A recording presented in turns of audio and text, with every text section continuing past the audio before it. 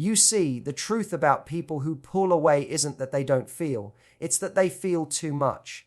Avoidants aren't cold, they're cautious. They've learned that closeness once meant pain, that vulnerability once led to rejection. So, when they sense someone powerful enough to touch their soul, they back off, not because you aren't special, but because you are. Making an avoidant crave your energy isn't about chasing them. It's about becoming unforgettable in your calm, your confidence, and your energy. It's about showing them that connection doesn't have to mean losing themselves again.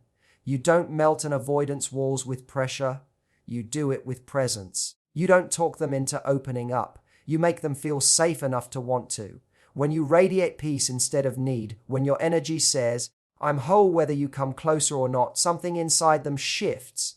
They start to crave that stability because it feels like home, something they haven't known in a long time. Here's the paradox. The more you center your world around them, the less they feel you. But the more you center your world around yourself, your joy, your purpose, your self-worth, the more they start to feel you even when you're not around.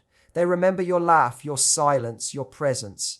That's the energy that lingers in their soul long after the words are gone. When you stop trying to prove your value and start embodying it, their defenses soften. Your energy begins to feel different, non-threatening, magnetic, and alive. They don't feel pressured to love you. They feel drawn to you. And that's the difference between chasing someone and inspiring them to come closer. Love an avoidant not by begging for closeness, but by being the calm in their emotional storm. Show them through your actions that connection doesn't have to equal chaos. When they feel your steadiness, your grace, your ability to stand tall, even when they retreat, they'll crave that energy like oxygen. The secret isn't to make them dependent on you. The secret is to awaken something within them that reminds them of who they could be if they let love in. That's how you make an avoidant feel you in their soul, not through intensity, but through authenticity. Because in the end, it's not your words that they'll remember, it's your energy. It's how you made them feel safe when safety felt foreign. It's how your absence made their world quieter, but your presence made it warmer. And when they realize that your energy isn't trying to control them, it's simply being, that's when they'll start to crave it. Not because you filled their void, but because you reminded them that love doesn't have to hurt. That's the moment they'll feel you, not in their mind, not in their heart, but deep in their soul. Energy speaks before you ever open your mouth. It's the silent frequency you emit when you walk into a room, the calm, the chaos, the confidence, or the insecurity that others instinctively feel. An avoidant person, someone whose nervous system has learned to protect itself from emotional intimacy, is especially sensitive to that energy. They may not analyze it consciously, but they can sense it immediately. When your energy carries need, urgency, or emotional volatility, it tells them, I want something from you. And for an avoidant, that triggers their defense system. They begin to retreat, not necessarily because they don't like you, but because your energy feels unsafe, unpredictable, or demanding. If you want to reach an avoidant person at the soul level, you have to understand that your energy must communicate one thing: peace. Not the forced kind that comes from pretending to be okay, but the deep, grounded calm that comes from genuinely being okay. When you are anchored in your own self-worth, when you no longer need validation to feel valuable, your energy becomes expansive. It no longer pulls or clings. It invites. You stop trying to convince someone to connect with you, and instead, you become someone whose presence naturally draws connection out of others. Avoidants crave peace even when they don't realize it. They have often experienced love as something that drains or overwhelms. So, when they encounter someone who brings calm rather than intensity, it disarms them. Your energy says, you can breathe here. That's when they begin to let their guard down. They may not rush in or suddenly open up, but they will start to feel drawn to you in a way they can't explain. Because for the first time, being near someone doesn't make them feel trapped, it makes them feel free. This is why chasing or over-explaining never works. When you try too hard to prove your intentions, you are speaking through the energy of fear. The fear of losing them, of not being enough, of being misunderstood. That fear translates as pressure, and pressure is the avoidant's greatest trigger. But when you step back and ground yourself, your energy says, I am safe, I am sure, I am whole. That vibration communicates far more than any words ever could. It says you're not trying to own them, you're allowing them. You're not seeking control, you're offering comfort. Even silence can become powerful when your energy is aligned. When you stop reacting to their distance with anxiety and start responding with presence, they start to feel you differently. They sense that your calm isn't indifference, it's strength. It's the kind of energy that says, I see you, I understand you, and I'm not here to fix you. I'm here to stand steady beside you. That steadiness becomes magnetic, it feels safe. And for someone whose emotional world has always felt like survival, that safety becomes irresistible. Your energy becomes the message. It tells them who you are without needing to persuade them. It tells them that connection with you doesn't require self-abandonment. It invites self-discovery. When your energy is grounded in peace, presence, and self-assurance, they don't just hear you, they feel you. And that's when they start craving not your attention, but your essence. Safety is the gateway to desire, especially for someone who has learned that love can hurt. An avoidant person doesn't withdraw because they don't want connection. They withdraw because connection has been associated with loss of control, judgment, or suffocation. Their nervous system is wired to protect them from emotional pain, and when someone comes on too strong, even with good intentions, it feels like danger. They crave closeness but fear it at the same time. So the only way to truly reach them is not through intensity or pursuit, but through safety, the kind of safety that allows their walls to fall naturally, not forcefully. When you create emotional safety, you allow them to exhale. It's in that exhale that desire begins to grow. Safety isn't about avoiding honesty or walking on eggshells. It's about creating an atmosphere where their emotions are respected, not manipulated. It's about showing them that being seen doesn't always lead to being judged. When they sense that you can handle their distance without panic, that you can love them without needing to fix them, they begin to relax into your presence. That relaxation is the moment they start to want to come closer. Desire built on safety lasts longer than any spark built on drama. The way you respond to their withdrawal determines everything. If you chase, question, or accuse, you reinforce their fear that closeness equals pressure. But if you give them space without resentment, if your energy says, I'm here, but I don't need to hold you to feel secure, you become the one person in their world who feels safe to return to.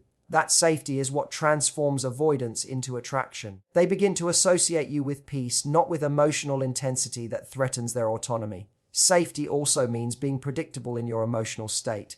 Avoidants are often hyper-attuned to inconsistency. If your mood changes every time they pull back, it confirms their fear that connection is unstable. But when you remain emotionally steady, when you can hold your ground with warmth instead of anxiety, they subconsciously start trusting your energy. That trust slowly transforms into emotional dependence, not because they need you to survive, but because your steadiness feels like home.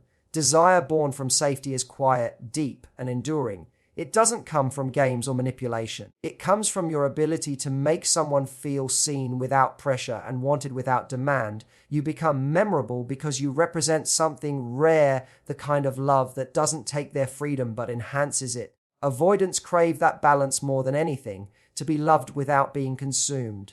So when your words, your tone, and your energy all communicate, you're free here, you can be yourself. You can come close and still breathe. Their fear begins to dissolve. They may not say it, but internally they start to crave that feeling. They want more of what makes them feel safe. Because in a world that constantly triggers their need to run, you've become the place they long to rest. And once safety is established, desire is no longer something they resist. It becomes something they seek. Space is not the absence of love, it's the presence of self-respect. When you stop over-giving, over-explaining, and over-pursuing, you create an energetic space that allows both you and the avoidant to breathe. This space becomes magnetic because it communicates something powerful. You are not afraid to exist without their constant validation. An avoidant needs to feel that you can stand on your own before they can trust closeness. If you try to fill every silence, chase every moment of distance, or fix every emotional gap, you confirm their deepest fear that love will consume them. But when you lean back and give them room, it signals emotional maturity. It tells them that connection with you won't cost their freedom. This kind of space isn't about playing games or withdrawing affection. It's about giving the relationship oxygen to breathe. Imagine fire. It needs air to burn, but too much closeness can smother it. Love with an avoidant works the same way. When you stop trying to control their emotional pace, you invite them to move toward you by choice, not by obligation. The paradox is that the more you try to hold them, the more they slip away, the more you release your grip, the more they return. Your willingness to give them space becomes the very thing that pulls them back. Space also gives you power, the kind of power that comes from emotional balance. When you allow them distance without losing your composure, you communicate that your world doesn't fall apart when they step away. That steadiness makes you different. Most people chase avoidance, trying to close the gap with attention or reassurance.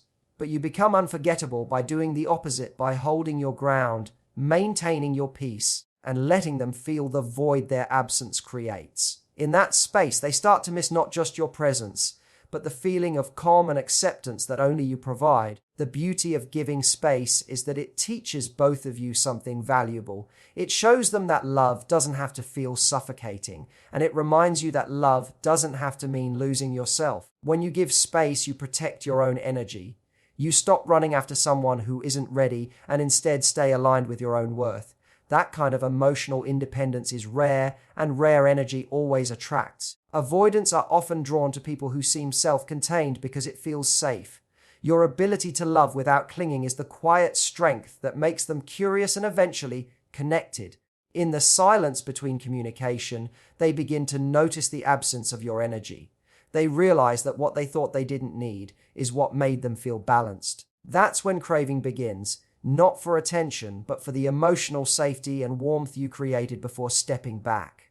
The space you allow doesn't weaken the connection, it deepens it. It transforms love from a chase into a choice, and that choice becomes infinitely more powerful when it's made freely. In that sacred space, desire grows not from fear or longing, but from respect, peace, and the irresistible pull of your grounded energy. Wholeness is the energy that pulls everything toward you without effort. It's the vibration of someone who knows they are complete, whether love is present or not. When you are whole, you stop trying to extract emotional nourishment from others. You already generate it within yourself. This kind of self-contained energy is rare, and to an avoidant, it's deeply attractive. They are used to people needing them, chasing them, or trying to decode them. But when they meet someone who doesn't seek to fill an emptiness through them, it confuses and intrigues them. Your wholeness becomes magnetic because it communicates one essential truth: you want them, but you don't need them. Avoidants are drawn to independence. Not the kind that builds walls, but the kind that radiates peace. They want connection, but they fear entanglement. When your life is already full, when you have purpose, joy, and direction outside of the relationship, it shows them that being with you doesn't mean being consumed. They sense that they won't lose themselves in your world. That's the kind of reassurance that opens them up to desire. They begin to feel safe enough to lean in, because your energy doesn't demand, it invites. Your stability becomes the emotional anchor they didn't know they were searching for. Being whole also means embracing your own emotions rather than outsourcing them. Instead of expecting someone to regulate your feelings or define your happiness, you learn to hold space for yourself. You cultivate peace even in uncertainty. To an avoidant, this is liberating. They're used to emotional intensity, to people reacting to their every move. But when you remain grounded in your own wholeness, their avoidance loses its power. They can no longer trigger chaos, because your center cannot be shaken. That balance intrigues them. It feels unfamiliar yet comforting. Wholeness doesn't mean being detached. It means being emotionally abundant. You can still love deeply, express affection, and show care, but it all flows from a place of fullness, not fear. When your energy carries that kind of completeness, it shifts the entire dynamic. Instead of trying to win their attention, you become someone they feel honored to be near. The energy of lack repels, the energy of wholeness attracts. Love rooted in need will always feel heavy, but love rooted in self-awareness feels light, easy, and freeing. That's what makes your presence irresistible.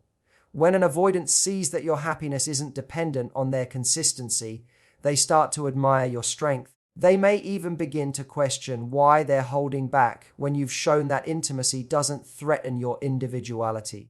Your wholeness gives them permission to imagine a version of love that doesn't require self-abandonment. It mirrors to them what's possible, a connection built on two complete individuals rather than two halves trying to complete each other. And once they sense that energy, they start to crave it, because deep down, every avoidant longs for love that feels safe, expansive, and free. Your wholeness becomes the quiet force that awakens theirs, and that's where true connection begins. when both souls meet from fullness, not fear. Authentic connection is born when you stop performing love and start embodying it. So many people try to win affection by doing more, by anticipating needs, proving loyalty, or overextending themselves in the hope of being chosen. But an avoidant doesn't respond to performance, they respond to truth. They can sense when someone's affection comes with expectation or emotional transaction. Authenticity, on the other hand, feels disarming. It carries no hidden motive, no agenda, just presence. When you show up as your genuine self without forcing, pretending, or chasing, you communicate something rarer, emotional honesty. That honesty feels safe, and safety is what an avoidance guarded heart recognizes as love. Being authentic doesn't mean sharing every thought or laying bare every feeling at once. It means aligning your actions with your inner truth. It's being clear in your intention without manipulating the outcome. It's saying, I care about you, not to get reassurance, but because it's what's real. When you operate from authenticity, you give permission for the other person to do the same. Avoidants, who are often conditioned to suppress emotion, begin to relax around someone who isn't trying to extract anything from them. Your emotional transparency shows them that intimacy can exist without control. Authentic connection also requires emotional maturity. You understand that your worth doesn't depend on how they respond. You don't twist yourself to fit their comfort zone, nor do you weaponize your vulnerability to earn closeness. You stay true to your energy.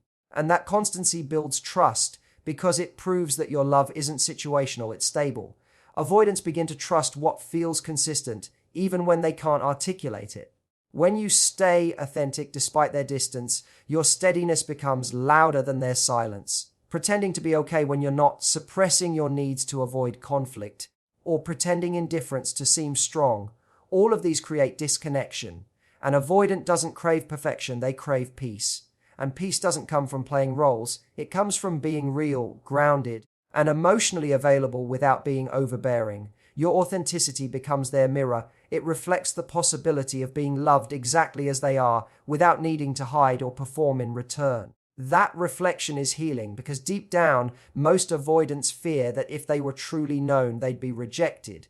When you show up authentically, you challenge that fear not through persuasion, but through presence. When your love stops feeling like a performance, it starts feeling like truth. That's when connection deepens beyond attraction. It becomes soulful.